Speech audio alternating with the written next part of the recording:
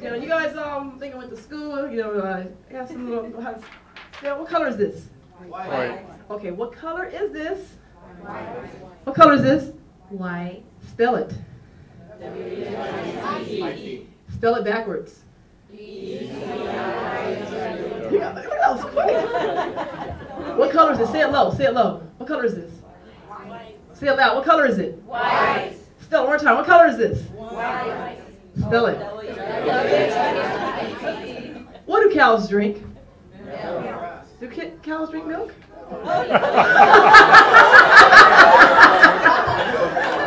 Now, the last time I checked, cows do not drink milk. They produce milk, and their calves drink milk. The reason I give you this analogy, actually, I used analogy when I was in college. I love history. History was my favorite subjects. Math, not so much. History, I would get A's in just by looking at a book.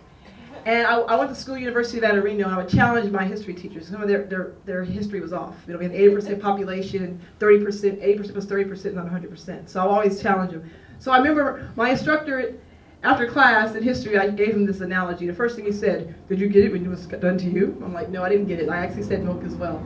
So with that said, the reason I gave that analogy today was to share with you, a society, if you agree, has a lot of influence on our visual. A lot of influence on our visual. And when you see something long enough, if you're not careful, it can change your way of thinking. Would you agree? Yeah. And that 2 minutes, 1 minute analogy has some of you thinking totally opposite of what you already know. That makes sense? This event today is a work with you from the inside out. When I played sports, let me tell you a story. Now, when I was in high school, we never lift weights in high school. So I went to college, all the girls were lifting weights and all, you know, buff, and I'm this little, probably about big as this right here. And my coach, you gotta gain weight, you gotta gain weight. Did my body fat test, and something was wrong with me. I'm like, my genetics. All these testing, body fat measurements, you gotta gain weight. First of all, we go in the gym. I know how to play basketball in the gym, but not an actual workout gym. They have us lay on the bench. Now, bench, you say bench press before? Yeah. I'm doing a bench press. I'm gonna use this golf club as an analogy. So we're doing a bench press. The bench press is about 75 pounds for the bar, okay? I'm lying there, and they're adding weights. I said, hold on, take the weights off. Let's see if I can lift the bar first. I'm on the bench. I'm a freshman, about 18 years old. I lift the bar, and it goes like this. Everyone's laughing at me, wondering, what is going on? This can't even lift weights. I should tell you this. They were so worried of working on my physicality, what I looked like, how fast. I was always fast. I was quick, but how I was strong and muscular, etc. I'm telling you, society has us work on what we look like, what we dress, the shoes we wear, the hair we have.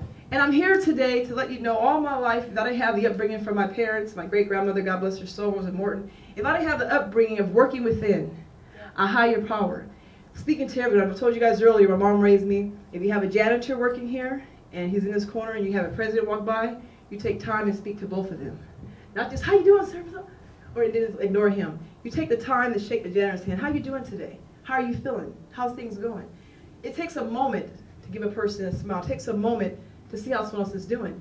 So I share with you to tell you, this event is to help you take the moment to have self-reflection and not only focus on what you have, never focus on your status of where you are or where you want to be or where you see someone driving. I'm going to be honest with you. I have a 1995 Nissan. 95 stick. That's 95 too long. And I say that to you to tell you, I'm here to be authentic today. Totally open and honest. I have nothing to hide. It's not my car that defines me, what comes out of that car. That's Monique Washington. And I'm proud of myself with a 95 Nissan, as well as be a 2011 Bentley. But it doesn't define who I am. And there's nothing wrong with wanting to have goals in life. Microphone again. Nothing wrong with wanting to have goals in life.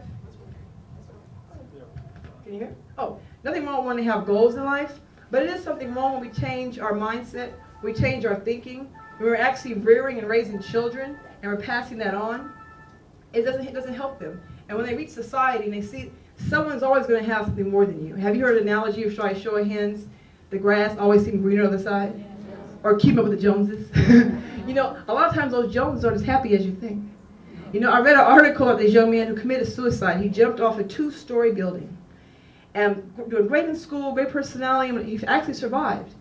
And they asked him afterwards in the People magazine, what made you jump off a 2-story building? You have 2 parents that are married. You're not a statistic. You know your parents are married. You're African American. Why did you commit suicide? Most African American children statistically show one-parent household, etc. Both your parents are still married together, you're educated. What made you jump?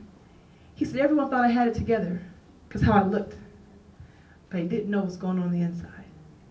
So I share that to tell you, no matter how we may look, no matter how I have my lashes on today and my nice suits, I'm feeling good. It doesn't matter how I look to you today. I could be horrible and hurt inside. I'm not, thank God.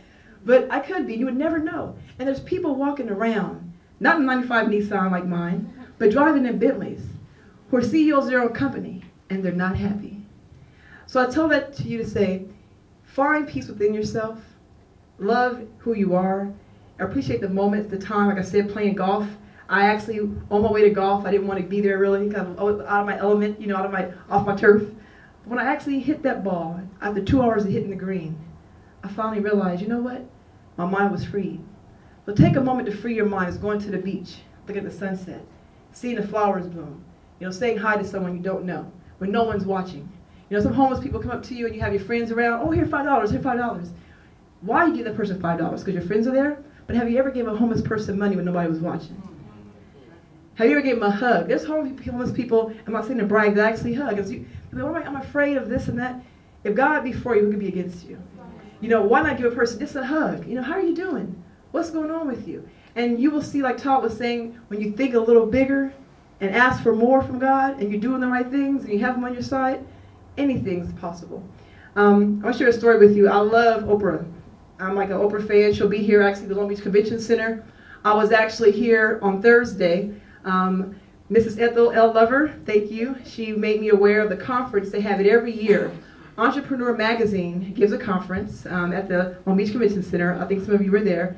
And it's about, I would think, about 1,000 people, Ethel? It looked like 1,000. Probably 1,000 or more. Verizon actually sponsors it. It's free lunch and breakfast. You have 7 speakers. And I was there. It was a great event. And God bless me. I have opportunity for myself now. I may be a contributing writer for Entrepreneur Magazine. So thank you for inviting me. So God, He blessed me there.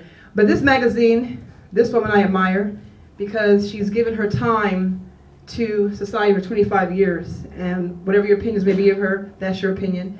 But I love Oprah not because of her money, because I don't want her money or her journey, but I respect her. And I respect her because a lot of times we see people accolades. We see their success. We see their glory, but we don't know their story. Okay? We know her glory and her story and her everything from what she's shared with us. And this particular, I get the prescription here. And this one, she has a makeover. She has a different hairstyle, and it's about makeover. I said, that's awesome. You want a makeover, change your hair, change your shoe, change it a little bit. But with this makeover, we focus on makeovers all throughout the stores that we see. But how many of us focus on our makeover within? So if you get anything from this event today, I ask you to please take the time to try and make yourself over. We're all a work in progress. None of us here are perfect. I hope you think you're perfect. God bless you. But I know I'm a work in progress. I'm not perfect. But I tell you, I strive to be the best, to want the best for myself and be a blessing to others. I believe a blessing, not a blessing until it's passed on. But the most important thing is the inside job. Instead of worrying about making over the exterior, also work on the interior. Hope you guys are having a great time. Take a 5-minute break. We're going to give us some more prizes out. I'm going to introduce Mrs. Mara Wallace when we return. Okay? Thank you.